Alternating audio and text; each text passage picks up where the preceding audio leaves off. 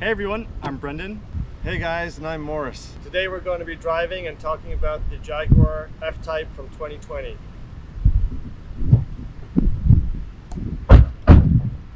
So in this car we have a turbocharged inline 2.0 liter 4-cylinder engine, which outputs 296 horsepower with a top speed of 155 miles per hour. It does feel like that's about right. I mean, it kind of matches the experience of driving. In general, it doesn't feel like the power comes down very quickly and not very intensely.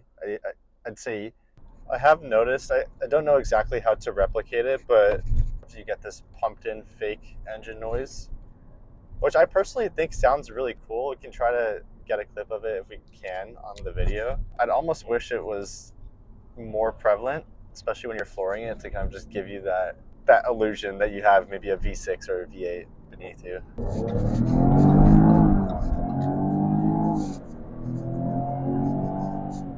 What's your impressions of the steering so far?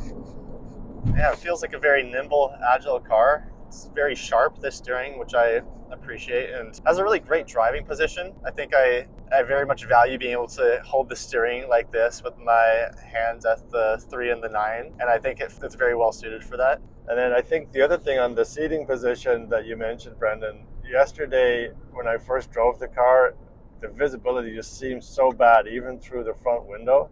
I felt like the mirror and was just right in the way. And then I realized afterward that the seat was all the way up.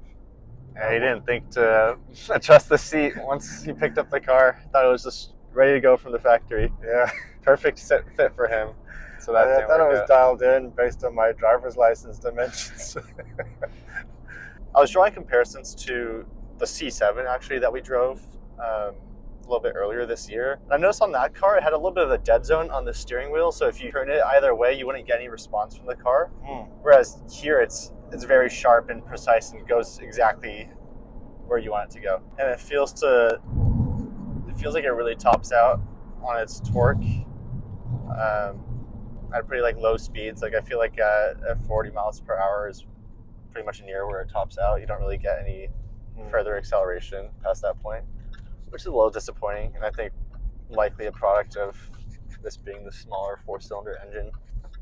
I really like the interior of this car. I think when we were doing kind of our research beforehand, I know this is a place that maybe it lost points for other people, but I really appreciate how analog the car feels. Like the center console, really it's not cluttered with that many screens. You know, you have all the most important things as manual buttons, and then have some nice digital displays on top of it, but still all very tactile. I think the AC system is actually very impressive. There's a lot of vents everywhere. They have this cool thing that pops up when you first turn on the car. It's a very nice experience on the interior, and I think I'd almost say it feels more dated on the outside than it does on the inside. Okay, let's check out the trunk. That's a reasonable size opening. One thing we can call out is the center is much deeper than the rest. So it may look a little bit bigger than what it actually is. So it can fit a backpack relatively easily in there, and you could probably get some smaller items on top. But I don't think it would be big enough to get any larger luggage. Probably one carry-on bag maybe would probably fit in. But otherwise it's pretty limited in terms of the storage space. The front, very aggressive looking, which I think this is actually my favorite angle of the car.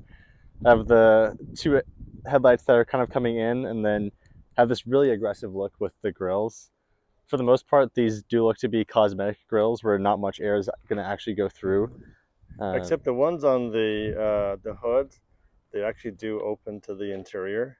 Vents do come in. Doesn't seem like there's much perforation. There's a little bit of air and perforation on the side. What I really like is the hood. It follows that traditional style of the kind of up and tilt forward that was used on many Jaguars in the past. It looks really cool. Yeah, and I think some of my favorite features is definitely this front splitter. This black front splitter that comes out looks very aggressive, and then you have the Jaguar logo. Then we come across here, you can see have that same logo on the center caps on all 4 wheels, which adds a nice touch, and then have the Jaguar logo actually on the front calipers, and then have some more some more detailing here, and then we have the badging, the F-type, and then the trim, so the P300, which is the 4-cylinder, and then have this nice kind of full logo here with the jumping Jaguar, the more traditional logo on the top of the spoiler. So this is the part that actually comes up, which is really cool. I think the taillights look really aggressive as well. I think I like the look of those. The front and the back is, I think, really where the car shines aesthetically. And then on the side, it kind of has just more of a kind of a more basic profile. This is the base model of the F-type. So there's the 4-cylinder, and then you can get the 6-cylinder, and all the way up to the 8-cylinder. So given that this is the smallest engine, this is actually the lightest that the F-type can be. So you're going to have, you know, a heavier handling car in some of the higher trim ones. I think it's pretty interesting though that the same car can fit so many different types of engines, don't you think? Yeah, I mean, sometimes you'll get a vehicle that'll have one engine and then it'll give you an upgrade option. Like 2 extra cylinders. Yeah, but to have 3 options, that's pretty phenomenal. And just taking a look at the location of the engine inside the engine bay, it's right between the suspension pillars and not a lot of space. Hard to imagine that there would be a V8 capable of fitting in there as well. The other thing to notice is the engine appears to be right over the center line between the 2 front wheels. With the 53-47 ratio for the weight distribution, that kind of makes sense that the weight would be a bit heavier towards the front. The spec of this one is right in that 70,000 range for MSRP, and now, you know, given this is a 2020 model, market price is around 35 to 40, 45K. To buy a 5-year-old car and for $35,000, you get quite a lot of car for that money. Well, I think the price $35,000 would be reasonable, but then I would be saying, well, look, would I spend that or would I go buy a new Miata? Yeah, and I'd probably go buy the Miata, even though it's, you know, it's not as substantial a vehicle. Mm-hmm. Yeah, I've driven a automatic Miata, never the manual. I've driven Cooper S, driven a 135i. I'd say the BMW felt like it was faster for sure than compared to this. I think this is overall faster, but I felt the Cooper S handled a little bit sharper and just was a more dynamic feeling car. And I'd probably say the same about the Miata. Yeah. You kind of get the Jaguar brand with this. You get the nice interior. You kind of get that sporty look on the outside. Get that 6 spoiler in the back, but you're getting a lot further value in other cars for the money you put towards it. Yeah, I think that's my sentiment as well. Pretty underwhelmed with the torque in this car, and then feels like the engine kind of struggles at, you know, even 50, 60 miles per hour to get that much extra speed.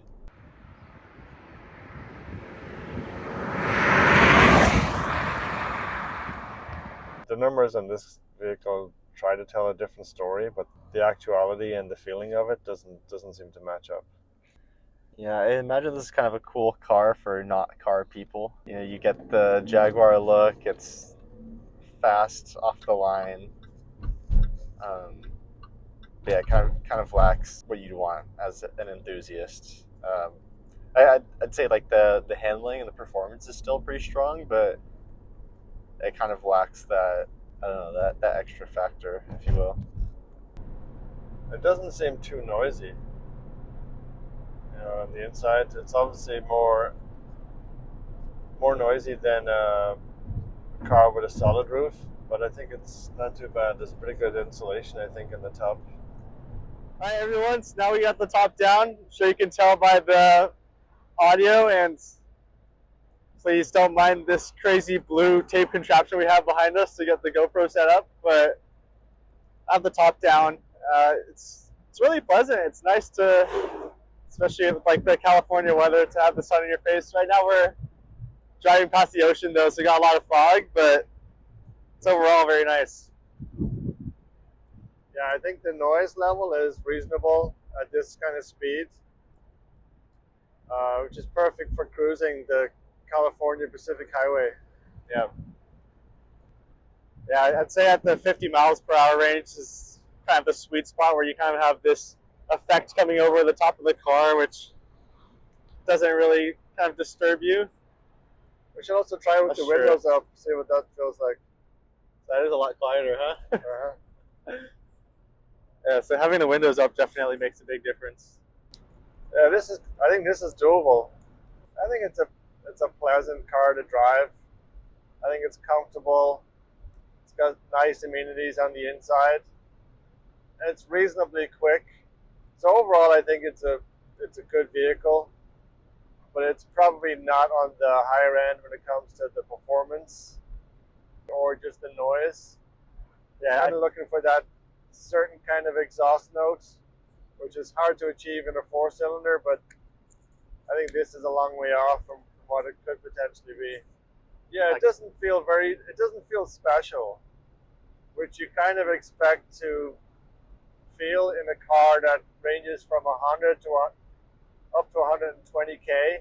And admittedly, this is the base model at low 60s, but you kind of expect to be driving something that feels a bit more special at that price. yeah, I would agree. I feel reasonably safe. It's hard to know if the bars behind her head, if they're cosmetic or actually would help in a rollover situation. Yeah. But I think the federal requirements are pretty tough for a convertible, so I'd imagine they're pretty robust. We should try it out. So I think one of the things that we maybe have a disconnect on, Brendan, is the exhaust. Yep. What I found is at the higher RPMs, it sounds like there's quite a bit of grunt from the exhaust, which I like. It sounds like it's bigger than a 2-liter 4-cylinder. It doesn't sound like a V8 or a V6, but it just sounds a bit more gutsy than what I was expecting from a 2-liter inline 4. Yeah, I don't know if I get that same feeling. It kind of, to me, just feels like a lawnmower that's getting strung out at a very high RPM.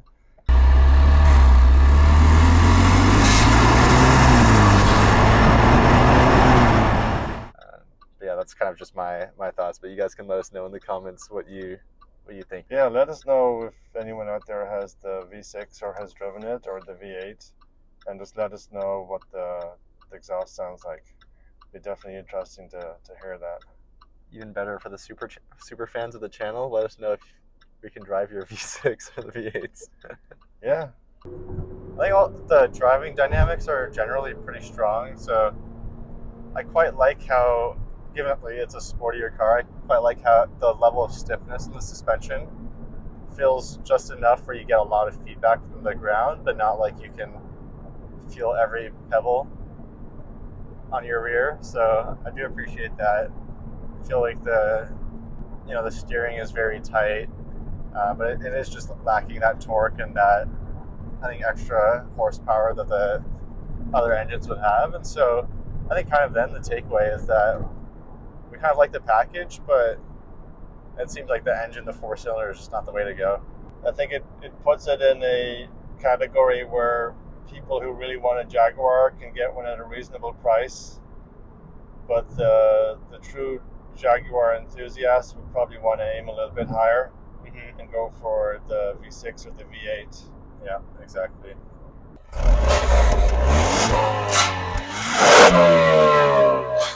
All right, so that was our experience with the 2020 Jaguar F-type P300. Yeah, I think definitely a really good experience, both from the style all around the vehicle, the comfortable interior. Driving experience was pretty nice. I think the one thing that we would definitely say was lacking was the performance. Yeah, I totally agree. We think, the verdict here is, although we had a lot of fun, especially with the convertible, being able to bring that down, ultimately your money's better put elsewhere. But yeah, that about wraps up the review. Please, as we're growing the channel, please subscribe, leave a like, and comment, and let us know what kind of cars and videos you want to see next. We have a bunch in the works, but it'll be great to get your thoughts. Yeah, thanks again for watching. All right.